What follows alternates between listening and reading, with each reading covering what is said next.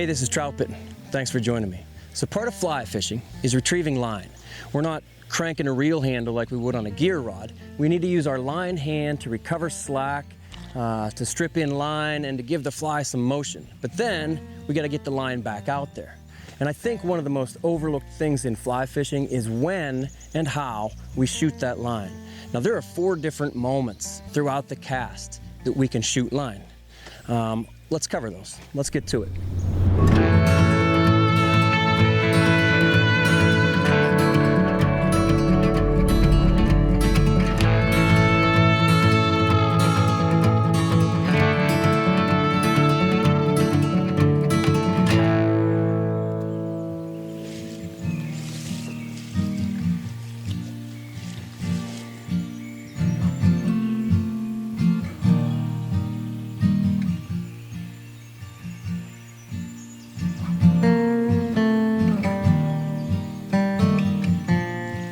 So I'd like to demonstrate all this on a mono rig tight line setup.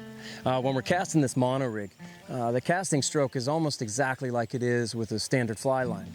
Anytime you're throwing weight, whether it's a nymph or a streamer, I like to cast. I like to cast and not lob. I've done a full video about that, casting versus lobbing, and you can find that in the link up here.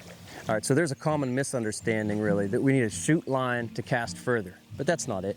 Sometimes we want to cast further. Sometimes I'm only going to make a 20-foot cast, and I'll get maybe a 20-foot drift. And throughout that drift, I might recover only 2 or 3 feet of line. But then I got to get that 2 feet back out there.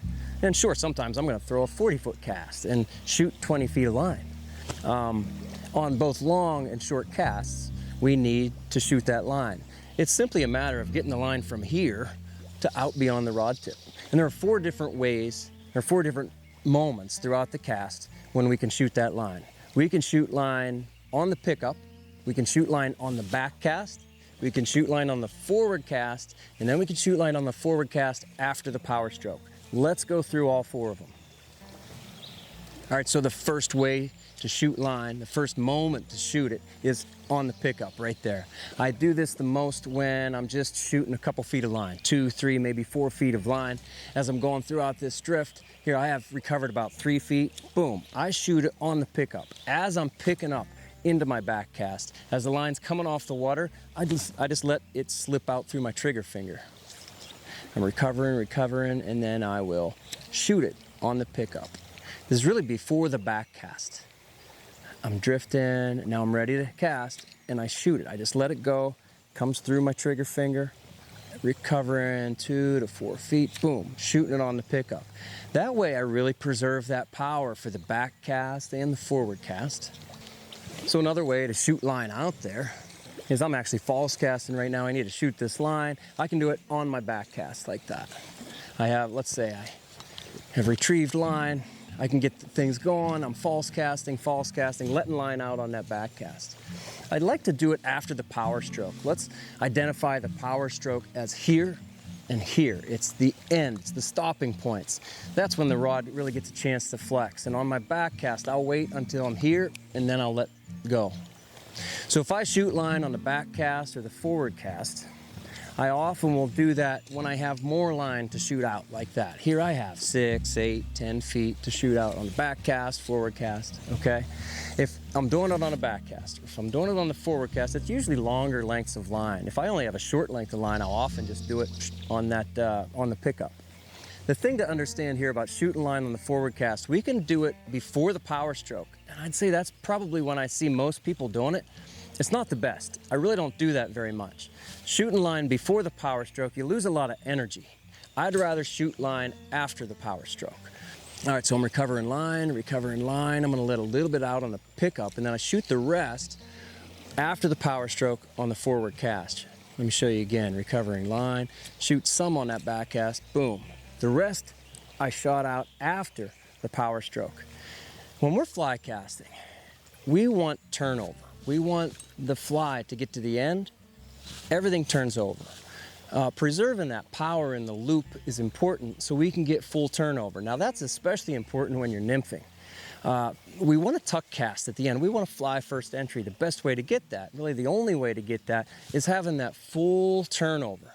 And if you shoot line after the power stroke, then your rod comes forward your rod comes forward, then you shoot the line, you're actually stacking a little bit of extra line past the fly if you want to do that. That option is available to you if you shoot after the power stroke, preserving that power.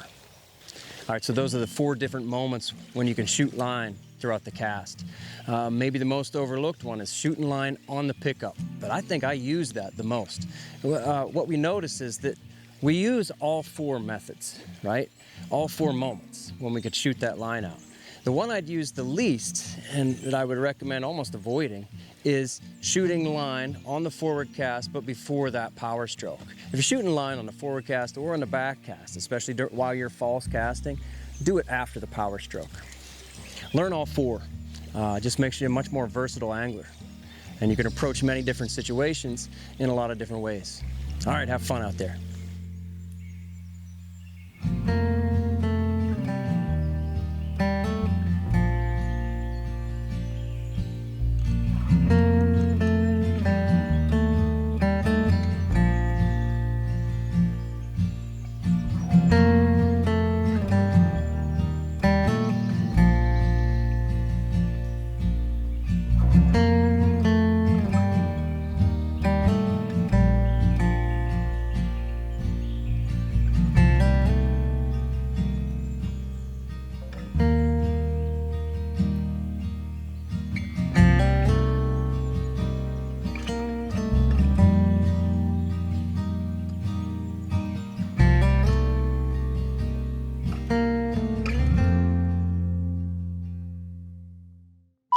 Do these readers look really stupid?